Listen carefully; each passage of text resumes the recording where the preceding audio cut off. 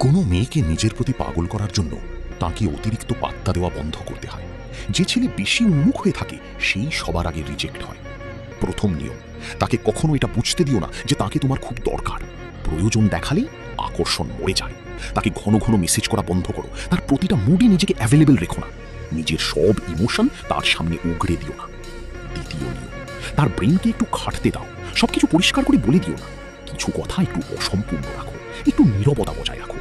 মানুষের মন সবসময় অসম্পূর্ণ জিনিসেই আটকে থাকে, আর ঠিক এখান থেকেই শুরু হয় অবসেশন, অর্থাৎ তোমার প্রতি তীব্র টান। তৃতীয় এবং সবচেয়ে মারাত্মক নিয়ম, নিজের দুনিয়াটাকে বড় করো। মেয়েটি যেন তোমার জীবনে আসে, তুমি যেন তার জীবনের পেছনে ছুটে নিজের জীবন নষ্ট না করো। যে পুরুষের জীবন আগে থেকেই সফল আর ব্যস্ত, মেয়েরা সেই জীবনে একটু জায়গা খোঁজে। মনে রেখো, মেয়েরা তাদের পিছনে ছোটা ছেলেদের পছন্দ করে না, তারা তাদের চায় যাদের তারা সহজে বুঝতে পারে না। শান্ত থাকো, স্থির থাকো, আর নিজের ভ্যালু কখনো কমতে দিও না। এটাই আকর্ষণের মনস্তত্ত্ব, এটাই দূরত্বের নিয়ম, আর এটাই সেলফ কন্ট্রোল। ভিডিওটি ভালো লাগলে এখনই সাবস্ক্রাইব করো।